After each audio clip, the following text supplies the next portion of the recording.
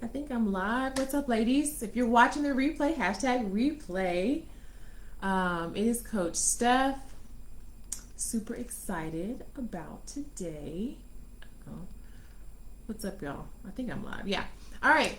If you are watching the replay, hashtag replay. I am Coach Steph, registered dietitian, personal trainer, and mindset transformation coach. And welcome to today's live. So I don't usually go live on Sundays, but I didn't go live this past week. It was a bit of a rough week for me just because of everything that happened with the school. That was like 2 hours from me. And I just had kind of an off week, like literally with a lot of things. So I was like, well, I didn't go live last week, so I put this one on Sunday. I'll probably be going live again. If you hop on, say hi. I see 5 people are watching. How are y'all doing? If you're new here, welcome. I am Coach Steph. Like I said, registered dietitian, personal trainer, mindset transformation coach. We're going to be talking all about how to beat all or nothing thinking and the signs that your perfectionism is ruining your results. So, if you've been here for a while in the group, you may notice a change. I'm changing around a few things and really getting more specific about who I help. The reason why I'm doing that, if you don't already know, I have a 16-week nutrition and mindset transformation program.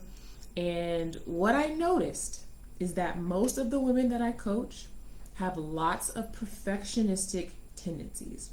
And I actually noticed that I know this about myself as well. I would definitely say that I am a perfectionist, and I used to think that was a good thing. It can be, but I feel like when you know how to manage your mind and see the self-sabotage for what it is, you can really make progress. And so I started just kind of talking more to those clients or potential clients who are perfectionists, who have all or nothing thinking, who are procrastinating from making decisions because they feel like there are so many different choices and they don't want to make the wrong one. And so they do nothing and start feeling restless. And all of the things, right? There's so many buffering type behaviors that we do when you are a perfectionist. And so I'm going to kind of map that out today, and you guys tell me if you see yourself in any of these. Okay, so if you hear me say something that is you can let me know in the chat. So I see Demina is watching. I'm not sure how to pronounce your name, but I feel like you're my new friend, Miss Simpson. I'll call you that. I was going through your page, and actually, you know what? I was in my news feed, and all your posts kept popping up, and I was like, oh my god! So welcome. I'm really glad I got to meet you, kind of on online. Florence and Sharonda. Hey, ladies. All right. So if you're watching, are you here because you feel like you're a perfectionist? Let me know. Do you feel like you're a perfectionist? And if you are a perfectionist, okay, so this is what I want you to do. I want you to put, if you're a perfectionist, put yes, and then tell me what your sign is, like your zodiac sign. And then if you're not, you can put no, I'm not a perfectionist, and then tell me your zodiac sign. Okay? Because I'm always really interested in that. Because I'm a Virgo, so my birthday is September, and I feel like the first time I ever looked up Virgo zodiac sign, and I'm not like really into that. I just, if you're curious, I looked it up like years ago, and it explained me better than I knew myself at the time. And I was like, oh my god, how did they know this about me? Yes, that's exactly how I am. And so I've had many clients and many friends who are also Virgos, and I have a former client, Jill, who actually we share the exact same birthday, and our daughter's name both is Jasmine, and she always sends me Virgo memes, and they're always spot on. So I think it's really interesting. But I'm definitely a perfectionist. Thank you. I appreciate you as well. No, I'm not perfectionist Sagittarius. Okay. I'm a perfectionist zodiac sign is Pisces. So is my son.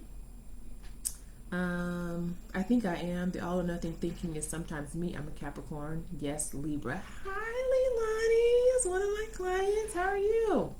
I'm shocked that you're just now getting into this group. I didn't realize that you weren't already in here. So welcome.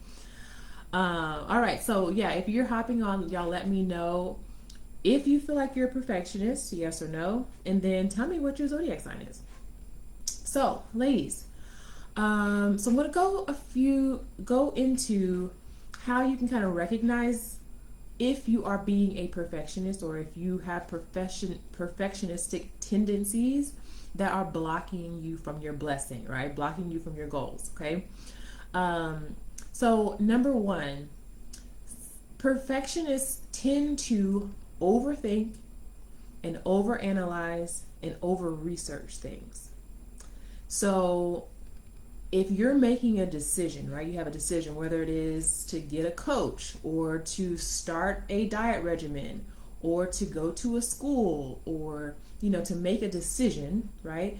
Obviously, you want to deliberate about it, you want to look at the pros and cons, but if you can find yourself getting bogged down, especially with nutrition, with all the information, right? Because you could get a whole PhD, y'all, in nutrition and still not even know everything that there is to know about nutrition.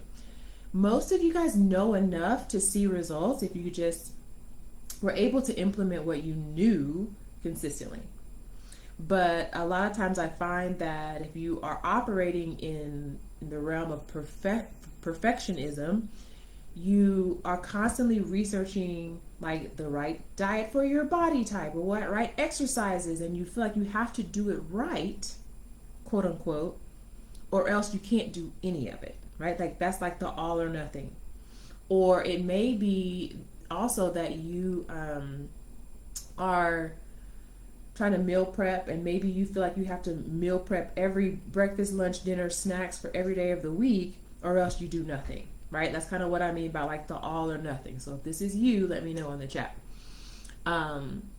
So a lot of times, like going back to my first point, we're researching, over analyzing, and what happens when we get like too much information? We start getting overwhelmed, and then we start shutting down, and then we get nothing done, right? And so sometimes more information and more tips is not better, right? Sometimes just keeping it very, very simple with stuff that you really already knew anyway is actually better than getting more tips and more tips and more tips, because that just creates overwhelm. And so a lot of times we might procrastinate. My procrastination of choice was planning, right? So instead of taking action on your goals and making powerful decisions, you are planning on making a decision, right? You're planning out every single step from A to Z because you feel like you need to be in control of all of the things before you take the first step that you know that you can take, right? So that's what I used to do in terms of like procrastinating, but it didn't feel like I was procrastinating because I was planning, right? I was researching, I was looking up stuff, I had my notes, right? And that felt quote unquote productive, but I really hadn't taken any action on my goals. Is anybody resonating with that? Let me look at the chat again.